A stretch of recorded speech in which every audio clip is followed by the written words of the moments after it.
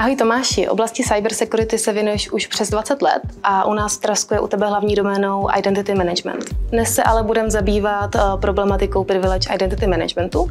Co to je a proč by to vlastně firmy měly dneska řešit? Ahoj, tak obecně co se týká bezpečnosti, tak je to dneska oblast, která je samozřejmě ve fokusu. Souvisí to s globální situací, samozřejmě ten prostor sám o sobě je nebezpečný a vlastně ve stávající situaci se to nebezpečí neustále zvětšuje. I vlastně v souvislosti třeba s válkou výrazně stoupl počet útoků. Každá firma si chrání svoje know-how, svoje data a dělá proto maximum, aby zabránila nějakým škodám, to znamená, aby jim to někdo zcizil nebo zničil a takhle dokázal poškodit. Takže vlastně Privilege Identity Management se zaměřuje na to, aby chránil a nějakým způsobem evidoval práci s těmi citlivými daty. Ta situace je poměrně problematická, že vlastně kdysi se této oblasti nikdo explicitně nevěnoval. Bylo to dáno tak nějak jakoby spíš pocitově, jak ta firma se k tomu postavila a zavedla se nějaká pravidla. Dneska se ta situace poměrně výrazně mění, veškerá regulatorika, ať je to na evropské úrovni, na lokální úrovni, třeba zákon o kybernetické bezpečnosti a různé vyhlášky NÚKIBu, které vlastně nutí organizace k tomu, aby s citlivými údaji odpovídajícím způsobem pracovali. A proč je nutné ošetřit právě privilegované účty?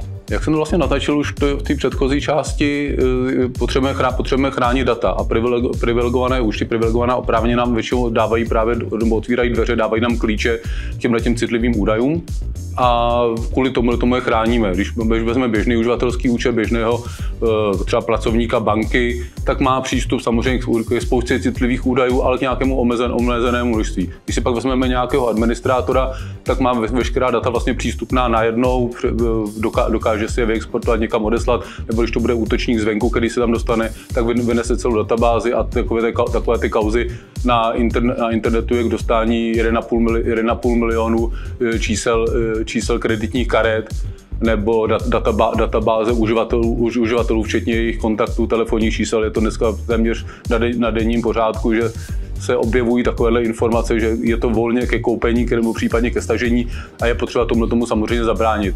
Ono to totiž, když vám někdo ukradne tyhle data, nejenom, že to musí způsobit přímé škody, to, že vlastně přijdete o nějaké finance, ale primárně to poškodí vaši kredibilitu. To znamená, pak ty vlastně následky, které to sebou nese, můžou být dalekosáhlé a můžete se z nich pamatovávat roky. Co je z pohledu Privilege Identity Managementu potřeba dělat ve firmách teda běžně, abychom zajistili nějakou potřebnou úroveň kyberbezpečnosti? Tak určitě je potřeba dostat vlastně všechno pod kontrolu. To znamená vlastně vědět, co se v té firmě děje. To znamená, pokud mám nějakým způsobem něco chránit, musím vědět, co chráním a před čím to chráním. To znamená, když to vezmeme přímo na tuto oblast, tak potřebujeme vlastně zmapovat, co to vůbec jsou ty oprávnění privilegované účty, jaký je jejich rozsah, kdo je vlastní, jakým způsobem se s nima pracuje, co vlastně bychom měli dopředu vědět, co dělat v případě, že dojde k nějakým problémům. Jo? To znamená, pokud nás už někdo napadne, to heslo se nám kompromituje, někdo nám data odnese, tak potřebujeme o tom vědět. Potřebujeme vědět, kdo je ta odpovědná osoba, která to s námi bude řešit a dokážeme ty případné následky poměrně rychle eliminovat. Jsou to potom kontroly, to znamená, kdo je může použít, odkud je může použít.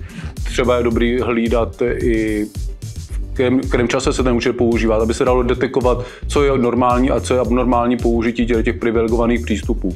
Takže je potřeba vědět, když preventivně tomu se snažit zabránit, to jsou nějaké preventivní pravidla, pak mít samozřejmě reaktivní pravidla, to znamená, je potřeba se věnovat i té oblasti monitoringu, to znamená, potřebujeme získat dostatek dat o tom, co se pod takovým účtem děje a samozřejmě, když už pak máme i naučené, jak ten účet se používá, co jsou běžné normy, pak jsme daleko snáž schopni identifikovat nějaké abnormality a na ty reagovat, pokud možno včas. Rozumíme se občas o tom třeba po několika hodinách, ale i v řádu týdnů, měsíců a pak už samozřejmě je těžko nějakým způsobem ty škody eliminovat. A jak tedy může každá firma zjistit, kde se nachází její citlivé body? Tak primárně tohle je vždycky úloha těch vlastníků těch systémů. Jo?